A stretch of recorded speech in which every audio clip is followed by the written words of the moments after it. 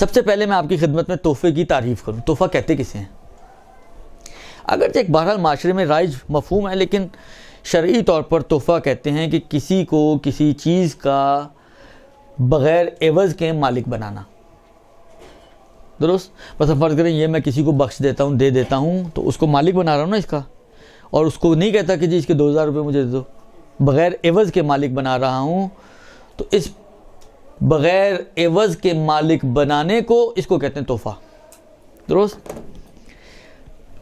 یہ ایک تعریف ہے تحفے کی. اسی لیے کہتے ہیں کہ عطیہ، جائزہ، صدقہ وغیرہ یہ بھی بعض تحفے ہی کی اقسام میں شامل ہیں، کیونکہ ان سب کے اندر یہ والا معنی موجود. مثلا آپ نے کسی کو انعام دیا، اگرچہ ہم انعام کا لفظ استعمال کرتے ہیں، مگر آپ کیا کر رہے ہیں؟ مثلا فرض کریں کوئی آپ کا بچہ فرسٹ آ گیا، آپ نے ایک موبائل خریدا اور لے جا کے اس کو دے دیا. درست؟ تو آپ نے اس موبائل کا اس کو مالک بنایا ہے بغیر عوض کے، تو وہی تحفے کی تعریف اس کے اوپر بھی آتی ہے. یا آپ نے کسی کو صدقہ دیا ہے، تو آپ نے اس مال کا مالک بنایا اس کو بغیر کسی عوض کے، تو یہ اس کے اوپر بھی صدق کرتا ہے. لہذا انہوں نے کہا کہ یہ بعض قسمیں اس کے اندر شامل ہیں. نان و نفقہ ہے، نان و نفقہ بھی تحفے میں آ سکتا ہے، کوئی اس میں حرج نہیں ہے. یعنی جیسا یہ انہوں نے کہا نا صدقات وغیرہ، وہ دیکھیں اگر تو آپ بالغ ہیں اور آپس کی ہم کوآرڈینیشن کے ساتھ کر رہے ہیں تو اس میں تو کوئی مشکل نہیں. رضامندی اگر ہے تو مشکل. نابالغوں میں نے کہا نا کہ ابھی ایک مسئلہ آتا ہے، عرض کرتا ہوں ابھی آپ کی خدمت میں. اچھا، اس کے بعد فرماتے ہیں کہ دیکھیں 3 چیزیں اہم ہیں تحفے کے وجود میں آنے کے لیے. 3 چیزیں، یعنی سمجھیں 3 پلرز ہیں اس کے، 3 رکن ہیں اس کے. اگرچہ انہوں نے رکن سے تعبیر نہیں کیا، لیکن میں سمجھانے کے لیے عرض کر رہا ہوں. یعنی یہ 3 چیزیں ہونی چاہیے تب تحفہ وجود میں آئے گا. پہلی چیز ایجاب، ایجاب، الف یہ جیم الف بے. دوسری چیز قبول، اور تیسری چیز قبض. قبض، قاف 2 نقطوں والا، بے اور زاد. ایجاب، قبول اور قبض. ایجاب و قبول تو آپ کے لیے تھوڑا سا انسیت ہونی چاہیے، یہاں پر تو کافی ساری ان کی انسیت ہونی چاہیے.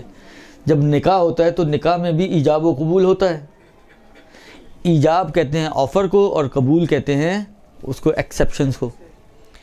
اور ایکسیپٹ کرنا، آفر کرنا، اور قبض کرنا یعنی لے لینا اس کے اوپر سلطنت، اختیار، اتھارٹی. درست؟ یہ 3 چیزیں چاہیے ہوتی ہیں تحفے کے وجود میں آنے کے لیے. لہذا میں فرض کریں آپ کو کہتا ہوں یہ میں آپ کو دے رہا ہوں، آپ کہتے ہیں ٹھیک ہے میں قبول کرتا ہوں اس کو، ٹھیک ہے، اور پھر آپ کے حوالے بھی کر دوں اس چیز کو، یعنی اپنے اختیارات ہٹا کر آپ کے اختیار میں اس چیز کو دے دوں، تو یہ تحفہ اب محقق ہوگا. ایجاب ہو جائے، قبول ہو جائے. جیسا بعض اوقات ہوتا ہے یار میں نے آپ کے لیے ایک تحفہ لے کے رکھا ہوا ہے، اچھا بھیج دینا، یہ ایجاب اور قبول سمجھے ہو گیا، لیکن وہ بھول گیا گھر جا کے. اب گھر جا کے بھول گیا تو ابھی تک تحفہ نہیں ہوا.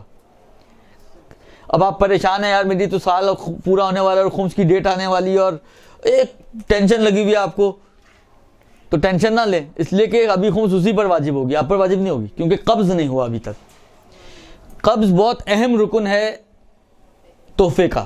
جب تک قبض محقق نہیں ہوتا اس وقت تک تحفہ مکمل نہیں ہوتا. اور تحفہ مکمل ہونے سے پہلے، جیسا میں نے کہا نا، مثلا اس نے کہا یار میں نے آپ کو دینا ہے، میں نے کہا ٹھیک ہے بھیج دینا. گھر جا کے اس نے سوچا میں کیوں دوں بھائی، مجھے کیا پریشانی لگی، میں ایسی فضول میں ان کو دے دوں. انہوں نے تو آج تک کبھی مجھے کوئی تحفہ دیا ہی نہیں. شیطان ہے نا، بہکا سکتا ہے، کسی بھی چیز پہ بہکا سکتا ہے. تو وہ قول و قرار تھا، اس سے وہ پسڑ گئے. تو یہ گناہ نہیں ہے. اب آپ اس کو قیامت اور دوزخ یاد کرانے بیٹھے تو یہ آپ ناجائز فائدہ اٹھا رہی ہیں دینداری کا. وَإِلَّا اس نے کوئی گناہ نہیں کیا، بالکل یہ رجوع کر سکتا ہے، پلٹ سکتا ہے. یہ تو دینے کے بعد بھی اگر آپ اجنبی ہیں تو پلٹ سکتا ہے. تو ابھی تو قبض بھی نہیں محقق ہوا، ابھی تو دیا بھی نہیں ہے اس نے، تو ابھی بھی وہ آرام سے رجوع کرنا چاہیے، نہیں پلٹنا چاہے تو پلٹ سکتا ہے. بس یہ 3 اہم ارکان ہیں. البتہ ایجاب و قبول جس طرح نکاح میں ہوتا ہے یہ طلاق میں ہوتا ہے. البتہ طلاق میں نہیں، نکاح میں ایجاب و قبول جو ہوتا ہے اس میں شرط ہے کہ ایک عربی صیغہ ہونا چاہیے. اس میں کوئی عربیت کی اور خاص صیغے کی شرط نہیں ہے. کوئی بھی ایسا قول یا فعل جو یہ دلالت کرے کہ آپ کسی کو اپنی کسی چیز کا بغیر عوض کے مالک بنا رہی ہیں، جو تحفے کا معنی تھا، جو اس مفہوم کو ادا کرنے والا کوئی بھی قول، کوئی بھی فعل، چاہے عربی ہو چاہے غیر عربی ہو، درست، اگر آپ کہہ دیں اور وہ قبول کر لے تو یہ کافی ہے۔ پھر تیسری اور آخری چیز رہ جاتی ہے قبض، کہ جب تک قبض محقق نہیں ہوگا اس وقت تک ہبہ اور تحفہ محقق نہیں ہوتا۔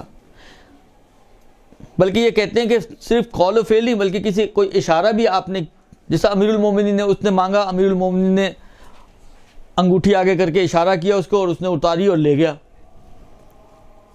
اشارہ بھی کافی ہے، اشارہ بھی کافی ہے۔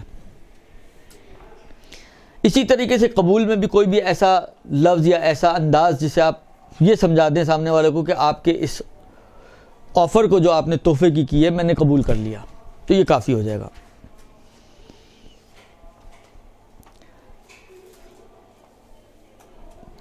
تیسری چیز جو شرط ہے تحفے کے لیے وہ ہے قبض۔ ہبہ کے صحیح ہونے میں قبض شرط ہے۔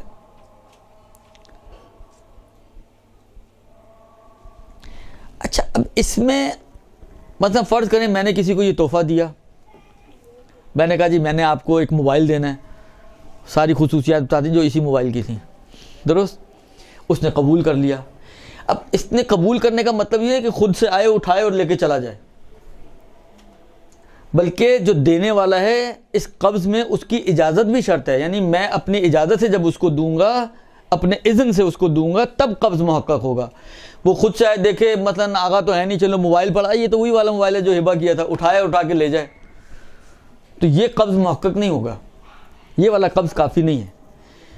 قبض مع الاذن الواہب، واہب یعنی ہبہ کرنے والا، جب تک ہبہ کرنے والے کی اجازت سے قبض نہیں ہوگا اس وقت تک وہ قبض کافی نہیں ہوگا، درست، سوائے اس کے کہ جس چیز کو ہبہ کیا تھا وہ پہلے سے ہی اس کے ہاتھ میں تھی، مطلب یہ موبائل اسی کے پاس تھا، میں نے کہا چلو یہ موبائل تمہیں میں نے ہبہ کر دیا، اس نے کہا ٹھیک ہے جی میں نے قبول کیا، مولوی سے تو جو بھی مل جائے کافی ہے، یہ تو لینے والے ہیں، دیتے کہاں ہیں، درست، البتہ سارے ایسے نہیں ہوتے ہیں۔ تو عرض خدمت یہ ہے کہ تو ادھر پھر ایک دوبارہ سے اس سے میں لوں اور دوبارہ سے اس کو دوں، اس کی ضرورت نہیں ہے۔ ہاں، یہاں پر وہ جو قبض ہے کہ جو ہم نے کہا کہ اجازت کے ساتھ ہونا چاہیے، یہ قبض مع الاذن تو سمجھے ہو گیا ہوا ہے، لیکن یہاں پر کہتے ہیں کہ ہاں ایک اذن کی یہاں پہ بھی ضرورت پڑے گی، کہ وہ یہ، کیونکہ یہ تو پہلے سے ہی میرے ہاتھ میں تھی نا، قبض تو الگ سے میں نے کوئی دیا ہی نہیں ہے کہ آپ کہیں کہ یہ ان کا دینا ہی ان کی اجازت بھی بن جائے، یہ تو پہلے سے اس کے ہاتھ میں تھی، تو قبض تو ہو گیا مگر اذن تو نہیں آیا نا، تو کہتے ہیں کہ ہاں یہ آپ کے ہاتھ میں ہے اور یہ آپ ہی کے پاس رہے، اس کی اجازت ہونا ضروری ہے۔ سمجھ میں آئی بات؟ ایک دیکھیں، ایک مرتبہ کیا ہے، جو چیز میں ہبہ کر رہا ہوں وہ سامنے والے کے پاس پہلے سے موجود نہیں ہے، وہ میرے پاس ہی ہے، جب میرے پاس ہے تو جب میں دوں گا تو یہ دینا اذن کے ساتھ ہونا چاہیے، یعنی یہ چیز اس اٹھا لے خالی تو یہ کافی نہیں ہے، بلکہ میں اذن کے ساتھ اس کو دوں کہ یہ لو اور رکھ لو اب اپنے پاس، تو یہ قبض ہو گیا۔ لیکن یہ پہلے سے اگر اس کے پاس ہے تو اب تو میں نہیں کہوں گا نا کہ یہ لو، یہ تو پہلے سے اس کے پاس ہے، درست، لیکن یہ اس کو تحفے کے طور پر اپنے پاس باقی رکھے، کہتے ہیں اس باقی رکھنے کے لیے اس کی اجازت کی ضرورت پڑے گی، کہ یہ جو میرے پاس چیز موجود ہے کہ جو آپ مجھے تحفہ دے رہے ہیں، یعنی کہنا جب وہ باقی رکھنے کی اجازت دے گا تو سمجھیں اس کے ہوتے ہوئے پھر قبض محقق ہوگا۔ مثلا فرض کریں یہ میرے پاس پہلے سے موبائل تھا، آپ نے مجھے کہا جی یہ موبائل سر آپ رکھ لیں، آپ نے بھی حاتم طائی کی قبر پہ لات ماری، درست، اب یہاں پہ تو یہ لو تو نہیں ہو سکتا نا، کیونکہ یہ تو پہلے سے میرے ہاتھ میں، لیکن یہ میں اس کو تحفے کے طور پر رکھ سکتا ہوں، اس رکھ سکنے کے لیے بہرحال دینے والے کی اذن کی ضرورت ہے، کہ یہ جو آپ کے پاس موجود ہے اسی کو آپ تحفے کے، ہو سکتا ہے وہ کوئی دوسری چیز لا کے آپ کو پکڑا دے، یہ بھی تو ہو سکتا ہے نا، اس جیسے اس کے پاس 3 موبائل ہوں، جو خراب تھا وہ والا اس نے تحفہ دیا تھا آپ کو، یہ تو چلتا ہوا موبائل ہے، تو وہ اس پہ راضی نہ ہو کہ اسی کو ہی آپ رکھ لیں، یہ میں نے مثال اس لیے ایسی بنائی ہے تاکہ آپ سمجھ سکیں جو میں کہنا چاہ رہا ہوں. درست؟ وہ اس لیے ممکن ہے وہ اسی کے باقی رہنے پر آپ کے پاس راضی نہ ہو تحفے والے عنوان کے تحت, تو یہ بقا کے اوپر بھی اس کو راضی ہونا چاہیے اگر پہلے سے چیز آپ کے پاس موجود ہے تو. درست؟ اب اس سے زیادہ میں نہیں سمجھا سکتا. سمجھ میں آ گئی تو فبیہ, نہیں آئی تو غور کیجئے گا, اور پھر بھی سمجھ میں نہ آئے تو پھر چھوڑ دیجئے گا.